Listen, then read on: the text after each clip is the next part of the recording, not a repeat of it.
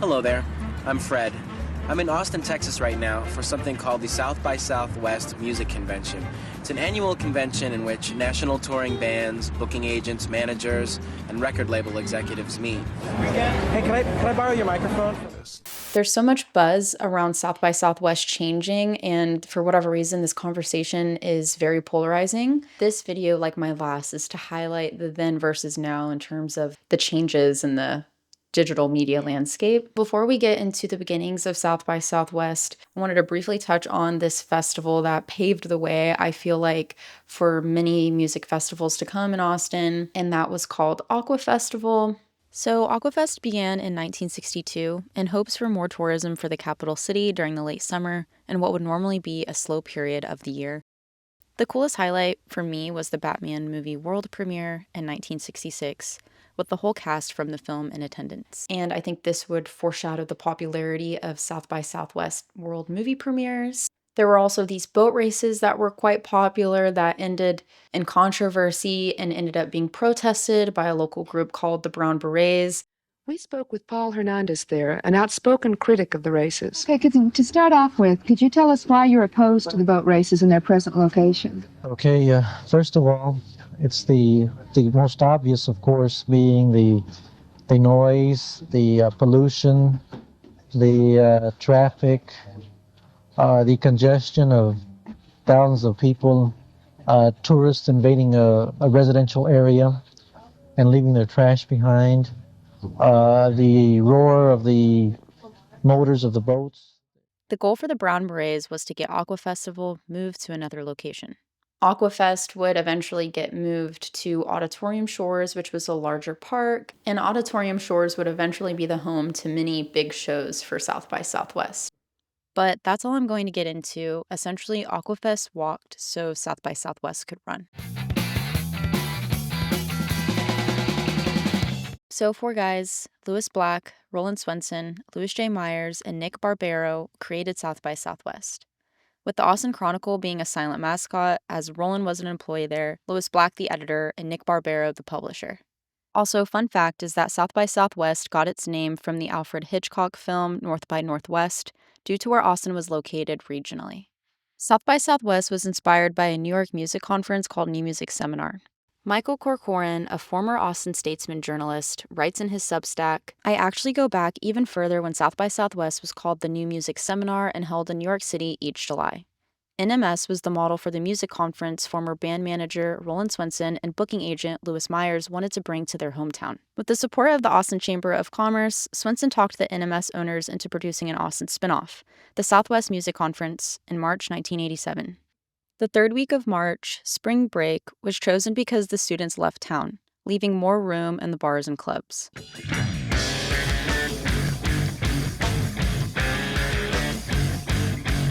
So when South by Southwest started, it definitely was very focused on the music aspect of it. When 94 rolled around, 2 new events were introduced, film and interactive, and this would cause kind of a shift in South by Southwest focus in the years to come. So I'm going to try to break up South by into 3 chunks of timelines, if you will. Some highlights from the 90s include Johnny Cash's visit in 94, Fugees making their debut at the very first Stub show in 96. For locals, it was maybe seeing Ed Hall in 96, and Flaming Lips' parking lot experiment in 97.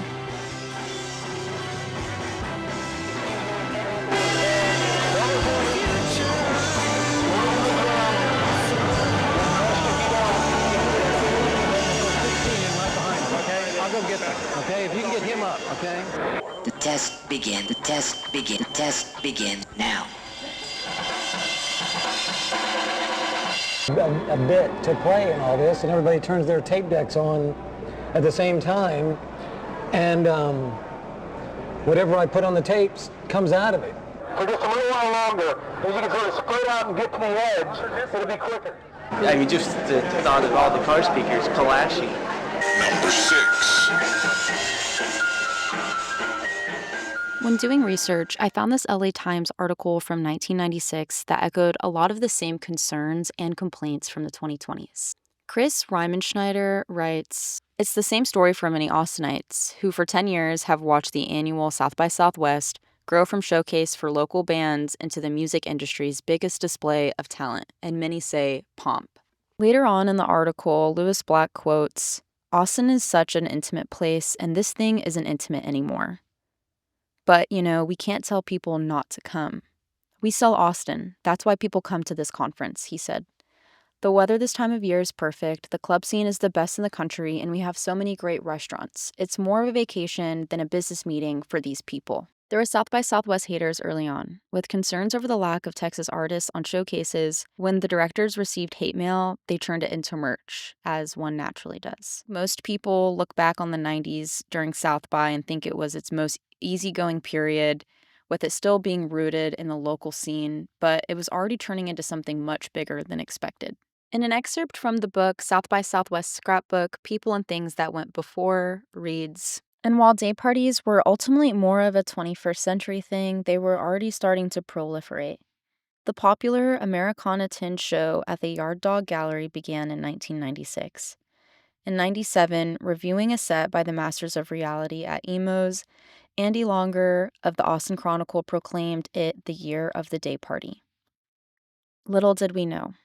A side effect of our making it more difficult for out-of-town consumers to attend South by Southwest was that eventually we pushed them into the unofficial party side of South by." And another Substack article written by Michael Corcoran reads, "Austin knew how to party. The word got out, and from 1990 to 1999, the number of badge wearers quadrupled. The faces of newbies said, 'There's no place I'd rather be,' and all the bands played their asses off.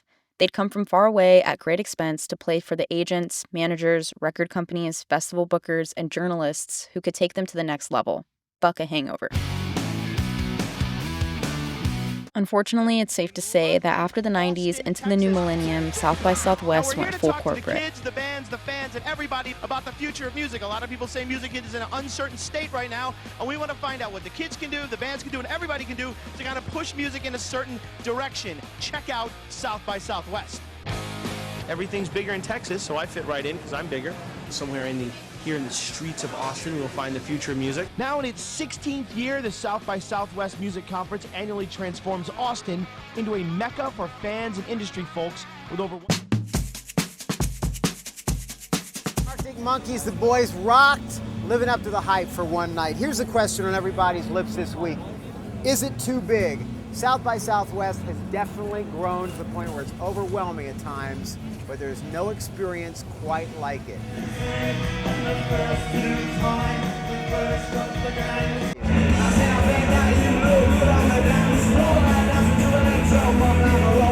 Some highlights from 2006 to 2016 include Amy Winehouse's performance in 2006. You had a huge crowd in there. How does it feel to be able to stand out amongst so many other bands here in Austin? I really enjoyed it. It was really fun.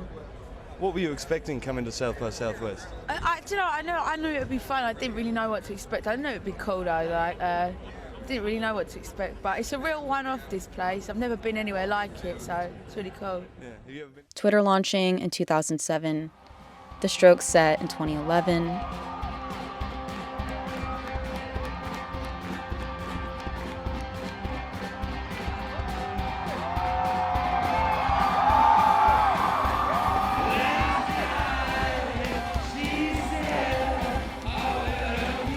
Anthony Bourdain eating barbecue with sleigh bells in 2012. Instead of braving the madness downtown, they rent a house in the burbs.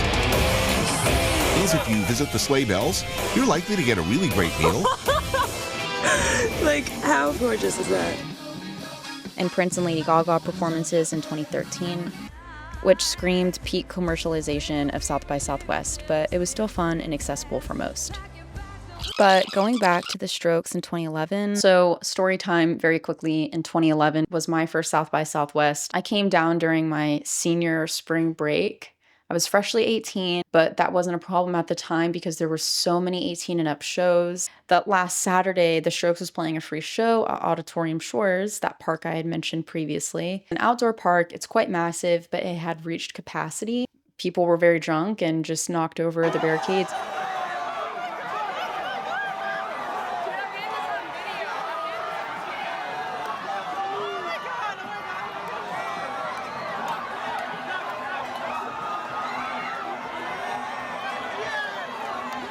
I didn't break any barricades, but I did go back in. Sort of an exhilarating moment for me. As I was 18, I was by myself in a city that I didn't know, and I ended up just watching the Strokes with a bunch of strangers. And it was a very crazy introduction to Austin, as I got to see Bright Eyes and the Strokes for free in the span of 24 hours. After that year, there was definitely a decline in 18 and up shows, as well as all of the free alcohol sponsorships.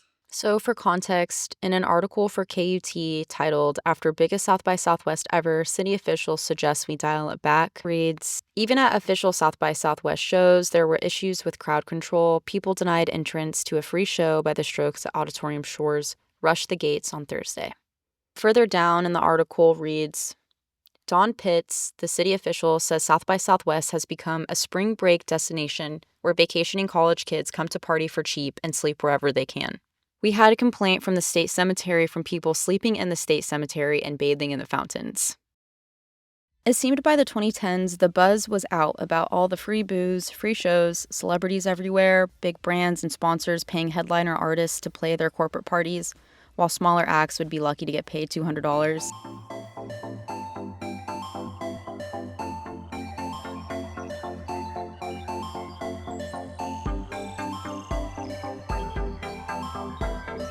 I think recently there's been conversations surfacing around South by talking about who is South by really for? Is it affordable?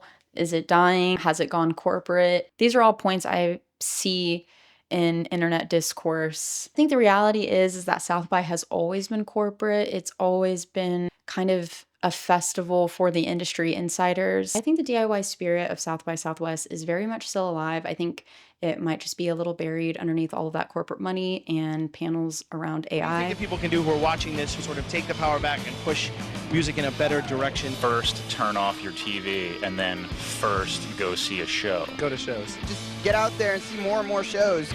South by was a great opportunity to showcase some of these smaller acts and indie bands. It feels like it's not as needed when maybe you could just post your song on a social media platform and it might garner more views than you having to spend all of this money on flights, lodging, etc. just to play a 30-minute set. However, if you know how to navigate South by Southwest, especially as a local, the magic still lives on through the unofficial acts and events and shows of the fest. It always has and always will.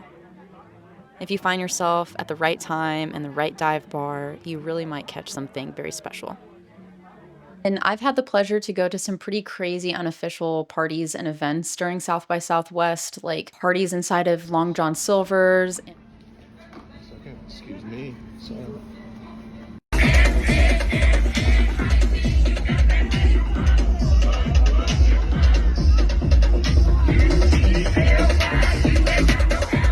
Raves on top of abandoned bridges.